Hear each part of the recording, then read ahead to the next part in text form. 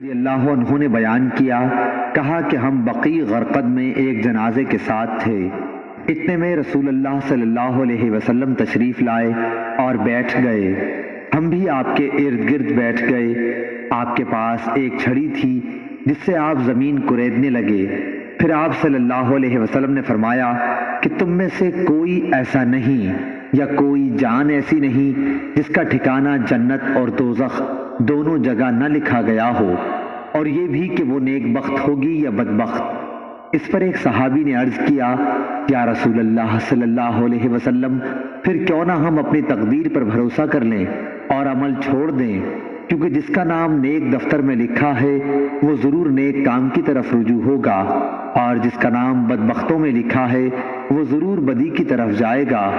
حضور اکرم صلی اللہ علیہ وسلم نے فرمایا کہ بات یہ ہے کہ جن کا نام نیک بختوں میں ہے ان کو اچھے کام کرنے میں ہی آسانی معلوم ہوتی ہے، اور بدبختوں کو برے کاموں میں آسانی نظر آتی ہے۔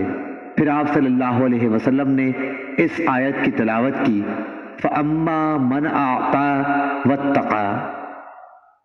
صحیح بخاری حدیث نمبر 1362۔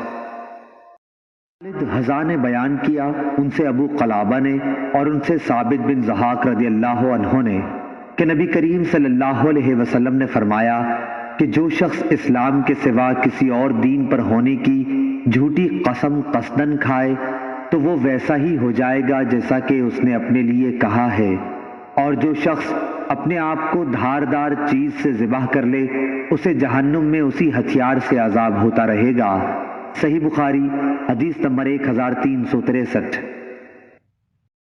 امام حسن بصری نے کہا کہ ہم سے جندب بن عبداللہ بجلی رضی اللہ عنہ نے اسی بصرے کی مسجد میں حدیث بیان کی تھی۔ نہ ہم اس حدیث کو بھولے اور نہ یہ ڈر ہے کہ جندب رضی اللہ عنہ نے رسول اللہ صلی اللہ علیہ وسلم پر جھوٹ باندھا ہوگا۔ آپ نے فرمایا کہ ایک شخص کو زخم لگا، اس نے زخم کی تکلیف کی وجہ سے خود کو مار ڈالا۔ اس پر اللہ تعالیٰ نے فرمایا کہ میرے بندے نے جان نکالنے میں مجھ پر جلدی کی، اس کی سزا میں جنت حرام کرتا ہوں۔ صحیح بخاری حدیث نمبر 1364۔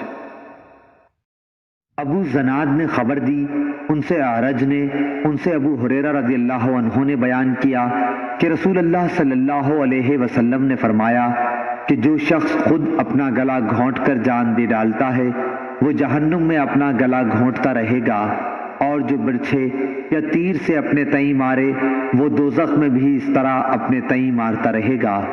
صحیح بخاری حدیث نمبر 1365۔ سعد نے بیان کیا، ان سے عقیل نے، ان سے ابن شہاب نے، ان سے عبید اللہ بن عبداللہ نے، ان سے ابن عباس نے اور ان سے عمر بن خطاب رضی اللہ عنہ نے فرمایا کہ جب عبداللہ بن ابی ابن سلول مرا تو رسول اللہ صلی اللہ علیہ وسلم سے اس پر نماز جنازہ کے لیے کہا گیا۔ نبی کریم صلی اللہ علیہ وسلم جب اس ارادے سے کھڑے ہوئے تو میں نے آپ کی طرف پڑھ کر عرض کیا، یا رسول اللہ صلی اللہ علیہ وسلم، آپ ابن ابی کی نماز جنازہ پڑھاتے ہیں، حالانکہ اس نے فلاں دن فلاں بات کہی تھی، اور فلاں دن فلاں بات میں اس کی کفر کی باتیں گننے لگا، اور فلاں دن فلاں بات میں اس کی کفر کی باتیں گننے لگا۔ لیکن جب رسول اللہ صلی اللہ علیہ وسلم یہ سن کر مسکرا دیے اور فرمایا، عمر اس وقت پیچھے ہٹ جاؤ، لیکن میں بار بار اپنی بات دہراتا رہا تو آپ نے مجھے فرمایا کہ مجھے اللہ کی طرف سے اختیار دے دیا گیا ہے، میں نے نماز پڑھانی پسند کی، اگر مجھے معلوم ہو جائے کہ 70 مرتبہ سے زیادہ مرتبہ اس کے لیے مغفرت مانگنے پر اسے مغفرت مل جائے گی تو اس کے لیے اتنی ہی زیادہ مغفرت مانگوں گا۔ حضرت عمر رضی اللہ عنہ نے بیان کیا کہ حضرت صلی اللہ علیہ وسلم نے اس کی نماز جنازہ پڑھائی، اور واپس ہونے کے تھوڑی دیر بعد آپ پر سورہ برات کی 2 آیتیں نازل ہوئیں، کسی بھی منافق کی موت پر اس کی نماز جنازہ آپ ہرگز نہ پڑھائیے، آیت وہم فاسقون تک، اور اس کی قبر پر بھی مت کھڑا ہو۔ ان لوگوں نے اللہ اور اس کے رسول کی باتوں کو نہیں مانا اور مرے بھی تو نافرمان رہ کر۔ حضرت عمر رضی اللہ عنہ نے بیان کیا کہ مجھے رسول اللہ صلی اللہ علیہ وسلم کے حضور اپنی اس دن کی دلیری پر تعجب ہوتا ہے، حالانکہ اللہ اور اس کے رسول ہر مصلحت کو زیادہ جانتے ہیں۔ صحیح بخاری حدیث نمبر 1366۔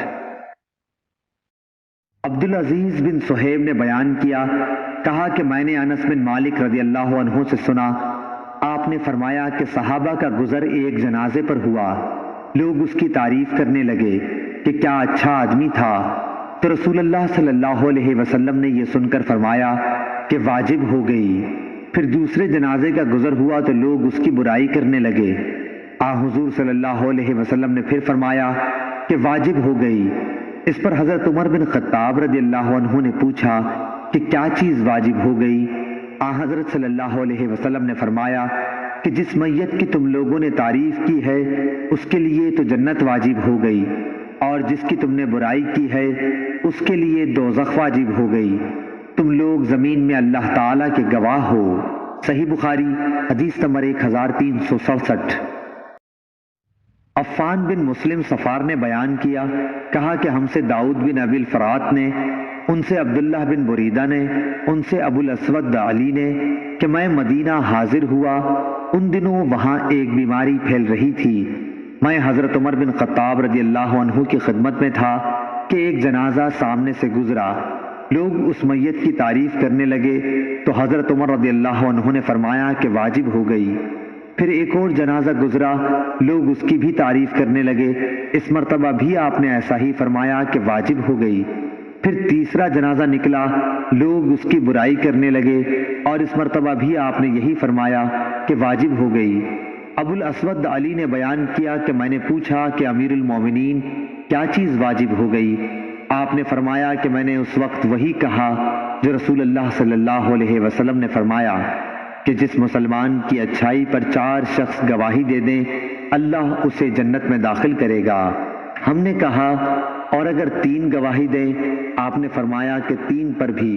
پھر ہم نے پوچھا اور اگر 2 مسلمان گواہی دیں؟ آپ نے فرمایا کہ 2 پر بھی۔ ہم نے یہ نہیں پوچھا کہ اگر 1 مسلمان گواہی دے تو کیا؟ صحیح بخاری حدیث نمبر 1368۔